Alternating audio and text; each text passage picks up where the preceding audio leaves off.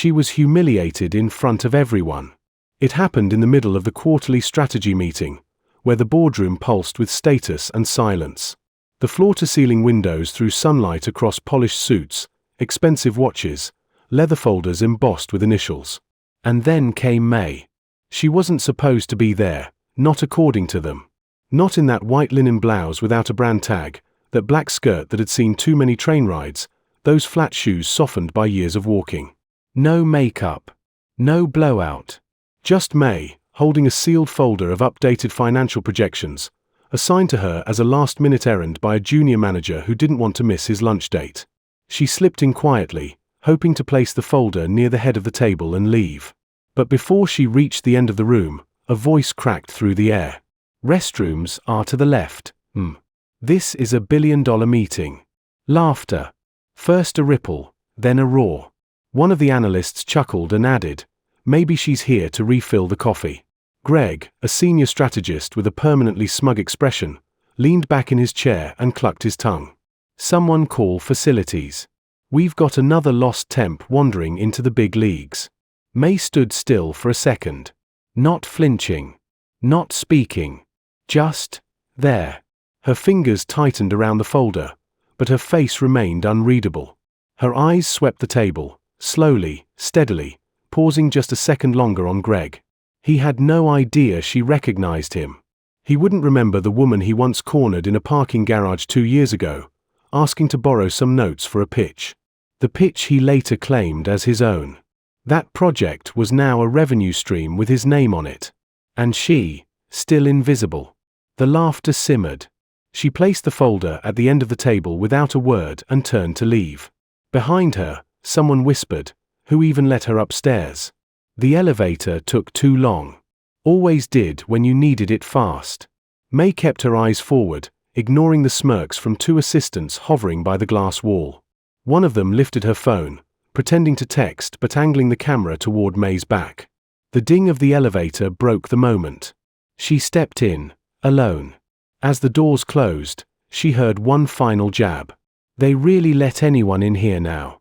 May didn't speak until she reached her cubicle on the 12th floor, the one tucked between the printer station and the supply room. She Saturday. Took a breath.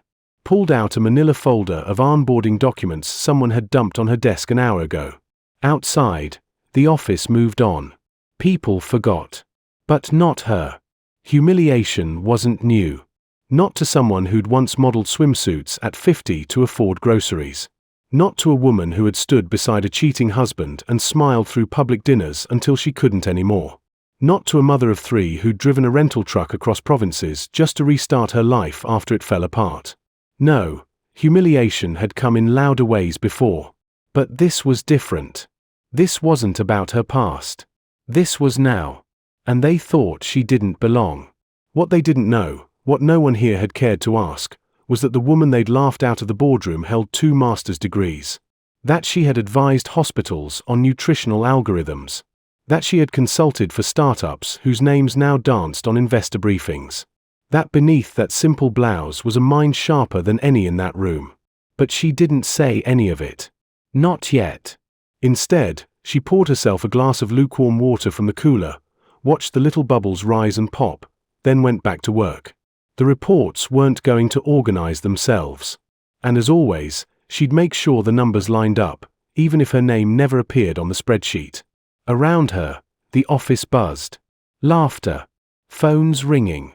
Meetings being scheduled for people whose voices always filled the room just a little too confidently. She moved like air through the building. Unseen. Undervalued. But entirely present. Because while they mocked the shoes and the silence, May was already somewhere else.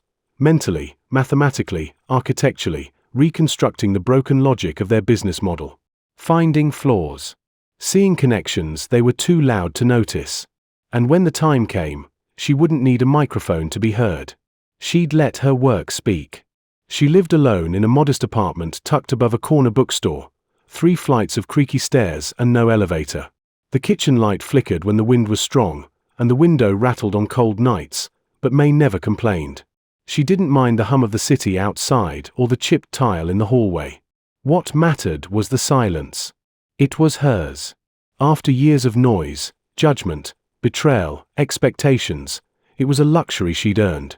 At 68, Maye had no illusions left. No dreams of rescue, no fantasies of sudden recognition. She woke at 5:30 every morning, made her own tea, fed the neighbor's cat when needed, and dressed for work in clothes that were clean but worn. The subway ride was long and loud, but predictable. She liked it that way. Predictability, after all, was a kind of peace. Before the office, before the humiliation, before the years in between, there was chaos. She'd once stood on a TEDx stage, speaking about health, confidence, and resilience, words she believed, but at the time hadn't fully lived. Back then, her life was still tangled in the remnants of a marriage that had long since died, one she kept alive out of habit and fear. Her husband had been charming in public, cruel in private. He smiled at dinners, cheated behind closed doors, and scoffed at her career as a dietitian, calling it a side hobby. When she finally left, she took only what she could carry: a suitcase, a notebook filled with client plans, and her 3 children. No money. No spousal support. Just the raw, trembling certainty that staying would destroy her, and leaving might save them. She drove a rented truck across provinces, a sleeping bag tucked under the front seat, her youngest child curled up beside her. They stayed with friends, then in a basement apartment where the water heater groaned at night. She worked wherever she could. Modeling, lecturing, private consultations. She even took a job driving deliveries for a food supplier. It wasn't glamorous, but it fed the kids. That was enough. People saw the white hair and the poised posture and assumed she had always been this composed. They didn't know about the nights she cried quietly in the bathroom so the children wouldn't hear. Or the time she walked 6 blocks in the rain just to deliver a meal plan to a client who never opened the door. Or how she once stood outside a job interview in borrowed shoes, praying no one would notice the cardboard lining the soles. But even in those moments, Maye refused to crumble. Dignity, she believed, wasn't about grandeur. It was about holding yourself together when the world wanted you to fall apart. That belief carried her through the years. Through the exhaustion. Through the loneliness. Through the way people smiled at her like she was quaint, then turned away when they realized she had no powerful last name to offer. She had every reason to quit. To shrink. To disappear. But she didn't. Because deep down, she knew something they didn't: she still had more to give. In her 50s, she returned to graduate school, earning a 2nd degree in nutritional science. In her 60s, she began advising startups on ethical tech integration in healthcare, quiet work, the kind that never made headlines but changed real lives. She helped build predictive models for hospitals, reducing wait times for elderly patients. She designed a system that matched prenatal nutrition to regional availability. None of it carried her name. That was fine. She didn't need credit. She needed results. Still, she stayed on the sidelines. Part by choice, part by circumstance. Younger voices filled panels. Flashier personalities took the spotlight. And Maye, with her soft voice and slower speech, was often dismissed before she finished a sentence. She smiled anyway. She kept showing up. In meetings. In mailrooms. In the background of someone else's win. That's how she ended up at that company. A contract position. Temporary, forgettable, safe. She didn't correct anyone when they assumed she was just an administration, didn't mention the journal articles. Didn't bring up the tech grants she'd helped write. Let them think what they wanted. It was easier that way. She wasn't there to be liked. She was there to work. And beneath her silence, her quiet footsteps, her calm demeanor, she was watching. She noticed which executives dismissed junior staff, which ones cut off women mid-sentence, which managers overpromised and underdelivered. She saw the systems that protected mediocrity and punished innovation. She tracked it all. In a notebook she never let out of her sight, she logged flaws in workflows, cultural toxicity, data inaccuracies. Not for revenge. For reform. Because Maye hadn't come this far just to survive. She wanted to leave something better behind. But they didn't see that. They saw the flat shoes, the blouse without a collar, the smile that didn't ask for attention. They assumed she was invisible. Replaceable. They made the same mistake the world had made before. They underestimated her. And May, as always, let them. For now. She was humiliated in front of everyone. Not just once. Not in a single moment that could be dismissed as poor timing or bad manners. It happened in fragments, in break rooms and elevators and copy machine corners, scattered across days like broken glass under bare feet. Small humiliations. Casual cruelty. But it added up. And in that office, where status was measured by square footage and wristwatches, she was background noise. Something to step around. It started with coffee. She was refilling the pot in the shared kitchen, careful not to spill. A group of junior analysts walked in, their voices loud with self-importance. One of them stopped mid-sentence when he saw her. "Oh, it's the office grandma. Still brewing?" Laughter rippled behind him. May didn't flinch. She just tightened the cap on the coffee tin and placed it back on the shelf. Another analyst, this one in a too-tight blazer, added without looking at her, "You know they say temp work keeps retirees young. Good for you." May said nothing. She wiped the counter, collected her notes, and left. Behind her, a napkin floated to the floor. Someone called out, "Hey, you missed a spot." The next day, in the elevator, she stood in the corner holding a box of archived files. A junior manager, Victor, stepped in with 2 assistants in tow. He looked at her, smirked, and said into his phone, "Yep, still babysitting the temps. One's in the lift now, holding half the supply room." He ended the call without saying goodbye and turned to her. "Seriously, you're not trying to build a career here, right?" She didn't answer. The elevator hummed. Victor chuckled and leaned in slightly. "Look, nothing personal. But this place? It eats people alive. You're not exactly what they hire to climb the ladder." The doors opened. He stepped out, tossing his coffee cup into a nearby bin. His assistants followed. One glanced back at her and mimicked her posture, shoulders slightly slumped from the weight of the box. They laughed as the doors slid shut. May exhaled, slow and measured. The files pressed against her ribs. Still, she didn't drop a single one. Later that week, she passed by a glass-walled meeting room. Inside, a presentation flickered on a mounted screen. She had built that model, months ago, under contract. It had been passed around, tweaked by mid-level strategists who cut her name from the original file. She stood outside the room for a moment, listening to Greg talk through her work like it was his. A part of her wanted to knock. To say, "That's mine." But she didn't. Not yet. That same afternoon, someone sent her to deliver printer toner to the marketing floor. She walked in quietly, only to be greeted by Claire, the same woman who once whispered loudly about May's thrift store shoes. Claire arched a brow. Well, didn't know toner delivery came with such gravitas. Her colleague laughed. "Maybe she's scoping out our desks. Looking for where the real jobs are." Another voice added, "Careful to be just loud enough, I heard she used to be something." But clearly, that ship sailed. Someone took a photo. May didn't need to look to know. She'd heard the fake shutter sound. Her face would be posted before she made it back to the stairwell. Sure enough, that evening, a junior employee showed her a meme on their phone during a break.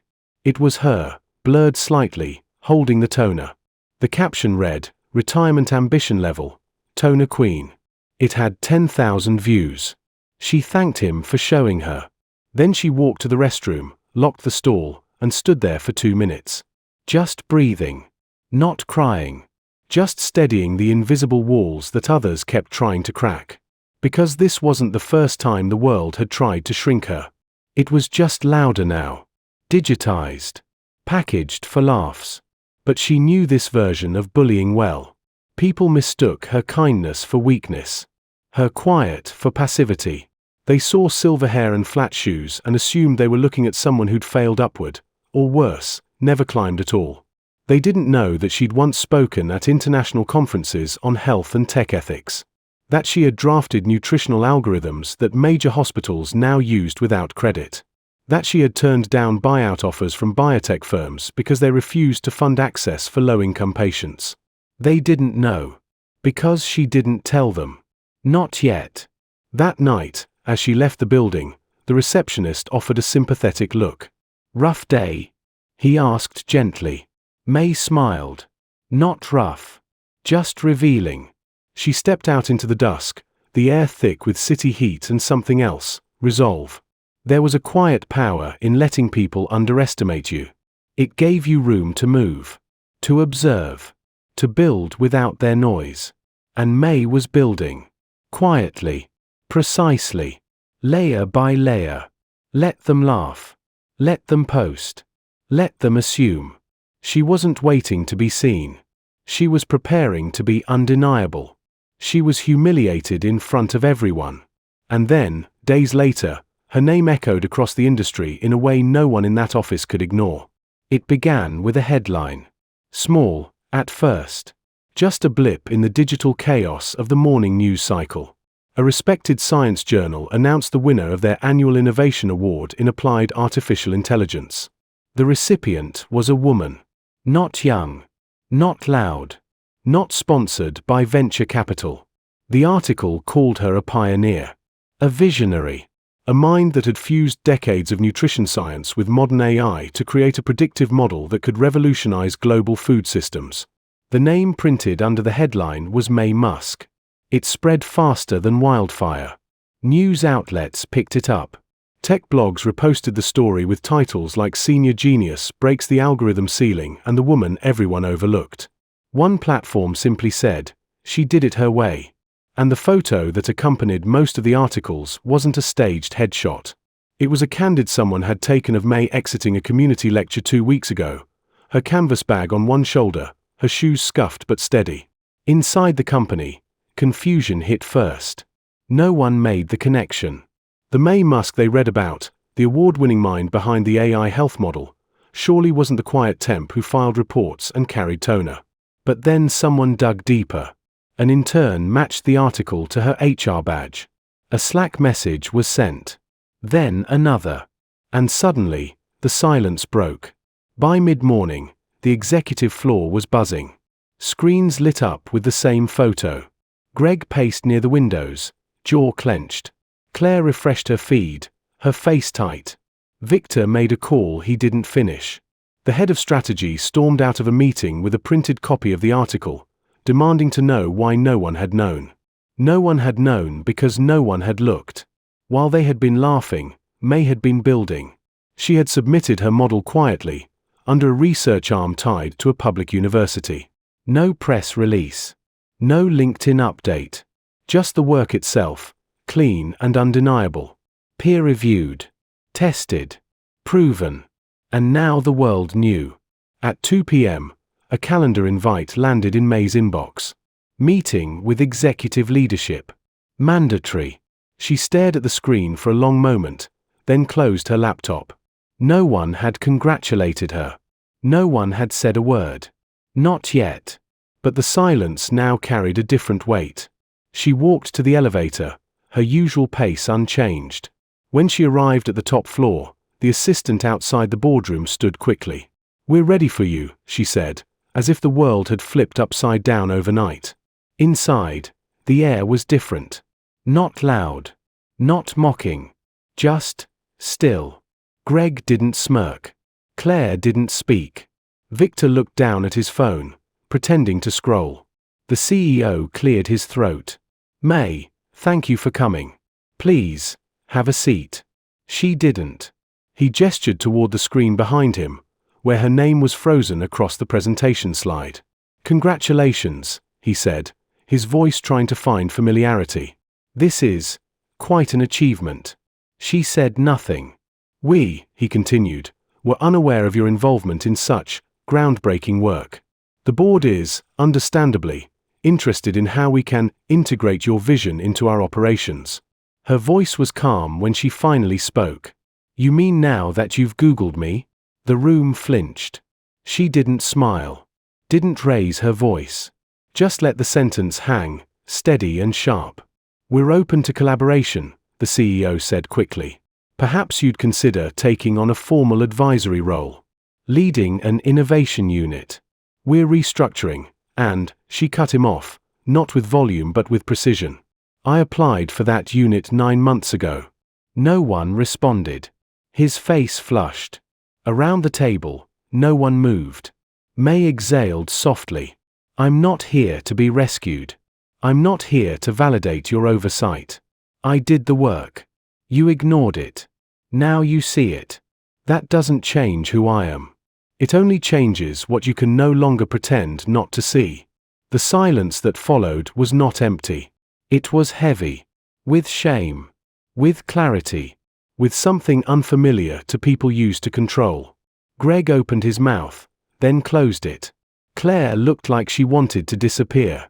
Victor's hands trembled slightly. May turned to leave. Before she reached the door, the CEO asked, "What do you want?" She paused. "I want a workplace where ideas matter more than titles. Where silence isn't mistaken for ignorance. Where women aren't written off because they don't shout. Can you build that?" He didn't answer. No one did. She walked out without waiting. That evening, as the city lights flickered on, May sat by the window in her apartment. Her tea had gone cold. Her phone buzzed with messages she hadn't read. Requests for interviews. Speaking engagements. Collaborations. She didn't respond. She just looked out at the world that had finally said her name. Not because she had demanded it, but because her work had spoken loud enough. She was humiliated in front of everyone. And now, they had to sit across from her, trying to pretend they hadn't laughed. Trying to pretend they hadn't said the things they said. The same men who once waved her off mid-sentence, the same women who rolled their eyes when she entered a room, were now adjusting their ties and smoothing their notes, hoping she wouldn't remember. But she did. Not with bitterness. Not with a list to settle. She remembered with precision. She remembered who smirked when she dropped a file. Who posted the photo. Who used her work without credit. She remembered it all. And now they remembered too. The boardroom had changed. The laughter was gone. The tension was heavy, like fog that refused to lift. May stood at the head of the table, the same table where she was once told she was in the wrong room. But this time, no one dared to speak first. The CEO opened with a practiced smile. "We're honored to have you here. We want to apologize for any past misunderstandings." She said nothing. He shifted in his chair. "As you know, the recognition your model has received is remarkable. We believe your expertise can lead us into a new phase of innovation. We'd like to formally offer you a senior advisory position, full creative control, compensation to match. You'd be leading a team." She studied his face. The urgency behind the polish. The desperation to bring her in before someone else did. She asked one question. "What happens to the people who laughed?" He blinked. "I'm sorry. The ones who laughed. When I walked in. When I did their tasks. When they stole my work. What happens to them?" The room was quiet. She looked around. Greg, Victor, Claire. All silent now. Smaller than before. Not because she was louder, but because they finally had to sit with what they had done. The CEO cleared his throat. "There will be accountability." She nodded. "Good. Because if I'm going to lead, I'm not building on rot." He nodded quickly, but she wasn't done. "Before we talk contracts, let's clarify something. I'm not here to save you. I'm not your press fix. I'm not a symbol to parade. I'm a builder. I know where your systems fail because I've worked at the lowest point in them. And I know how to fix what you refuse to see." She opened her folder. Inside were notes, models, charts, and a list. "These are the departments that underperform because you reward noise over impact. These are the roles where you promote familiarity instead of merit. And these are the voices you've silenced for years." She slid the folder forward. Greg's name was on page 1. Claire's on 3. Victor's halfway down 5. Their faces didn't move, but their posture did. Leaning back. Away. The CEO flipped through, slower now. More careful. She waited. Not for approval. For acknowledgement. He looked up. We'll begin immediate restructuring. Based on this. She nodded once. Then she turned to the others. To the interns in the corner who once looked down when she passed. To the assistants who never learned her name. To the director who laughed the loudest. Do better, she said quietly. She didn't need a speech. She didn't need to shame anyone. Her presence was enough. Her work had already spoken. And the silence in the room now said the rest. When the meeting ended, the executives left slowly. Greg paused near the door, trying to meet her eyes. She didn't look at him. Claire mumbled something that might have been sorry. Victor kept his head down. Only one person stopped. A young analyst, someone who had never mocked her, but never spoken up either. He looked nervous. Miss Musk, he said, I read your model. It changed how I think. Thank you. She smiled. Not wide. Just enough. Then she handed him a marked-up page. Start with this, she said. Let me know what you find. He looked stunned. Honored. Seen. As the last person left the room, Maye sat down at the head of the table. Alone. The chair fit. The view was the same. But everything had changed. Not because she had demanded respect. Because she had made herself undeniable. That evening, she passed the break room. It was quieter now. No whispering. No photos. Just people doing their jobs. She stepped inside. Made a cup of tea. A junior staffer held the door. Thank you, she said. He nodded, eyes wide. She smiled again. Then walked back to her new office. Not the biggest one. Not the one with the view. She chose the one near the interns. Near the assistants. Near the people whose names were never in the meeting notes. Because that's where the real work began. And Maye Musk had never been afraid of starting from the ground up. She was humiliated in front of everyone. And now, she was the one calling the meetings. Not to gloat. Not to reverse the cruelty. But to rebuild what had been broken for too long. Maye chose her office carefully. It wasn't the corner suite with the skyline view. It was a quiet room on the 3rd floor, 2 doors down from the mailroom, across from the server closet. When someone asked why, she smiled and said, because this is where people think no one important sits. Let's change that. She started with small things. The language on job descriptions. The seating arrangement in meetings. The tone used in internal emails. No more vague titles that inflated egos. No more speaking over the quietest person in the room. No more rewards for volume over value. In the first month, she cancelled 3 projects and greenlit 5 new ones, none of which came from the upper floors. One was proposed by a junior coder who had never spoken in a meeting before. Another came from a cafeteria worker who noticed how the waste disposal system could be made more efficient. She listened. She took notes. She handed out pens and whiteboards and asked, "What do you see that we're missing?" People didn't know how to respond at first. They were used to being watched, not heard. Used to asking for permission, not being asked for ideas. But Maye didn't rush them. She just kept showing up.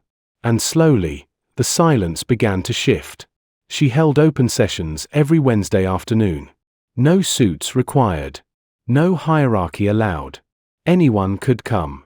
Everyone could speak. The first time, 3 people showed up.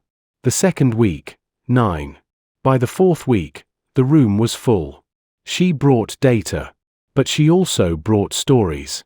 She told them about the night she drove across the country with her kids sleeping in the backseat. About the time she worked 5 jobs and still had to choose between rent and groceries. About the first time someone stole her idea and the last time she let it slide. But she never made it about her. She made it about them. About what kind of place they wanted to build. About the things they'd seen but never said. About dignity. Respect. Accountability. One afternoon, Claire showed up. She didn't speak. Just sat in the back, taking notes. 2 days later, she submitted a new internal mentorship proposal, pairing senior staff with overlooked junior hires. Maye approved it the same day. Victor didn't come. But his department did. And they came back every week. Greg resigned. Quietly. No statement. No send-off. Just an empty desk and a forwarded inbox. No one missed the sound of his voice filling the room before anyone else had a chance to think. The company began to change.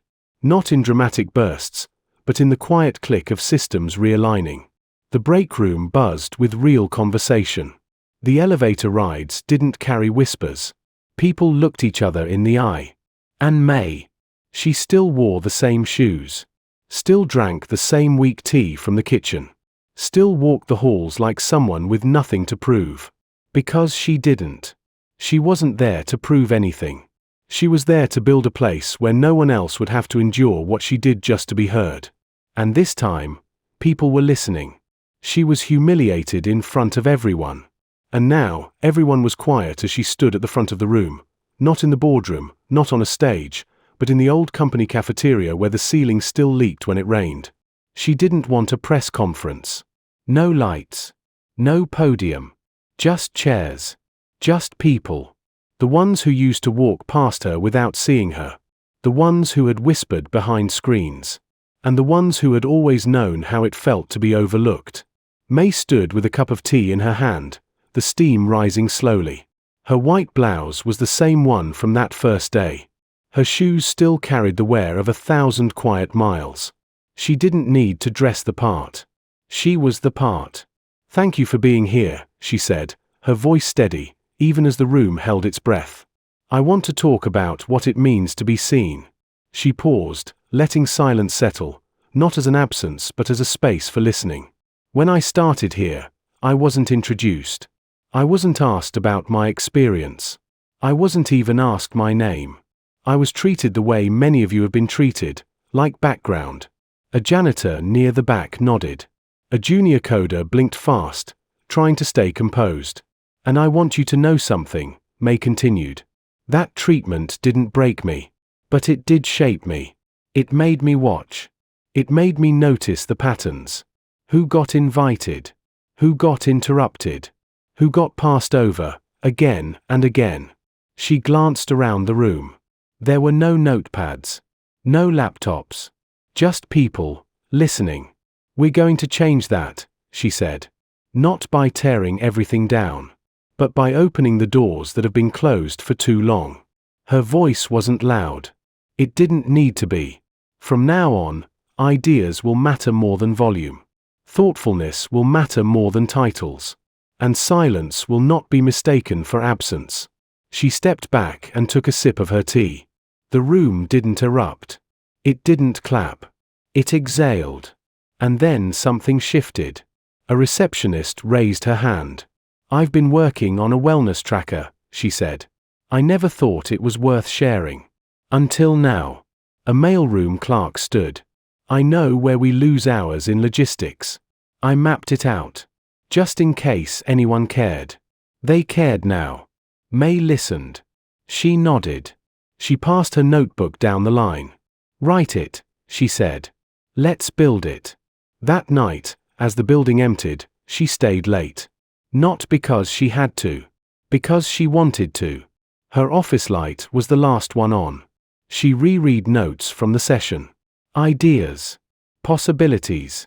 Names she didn't want to forget. Outside, the city moved without noticing. But inside that building, something had changed. Not because May made a speech, but because she made space. She left the office just after midnight, walking past the spot where she once stood, ridiculed in front of the same people who now quoted her in meetings. She didn't stop. She didn't smile. She just walked, the way she always had, quietly, firmly, forward. Because she knew something they had only just begun to learn. That the most powerful thing in any room is not the voice that shouts. It's the one that chooses to speak last, and only when it matters.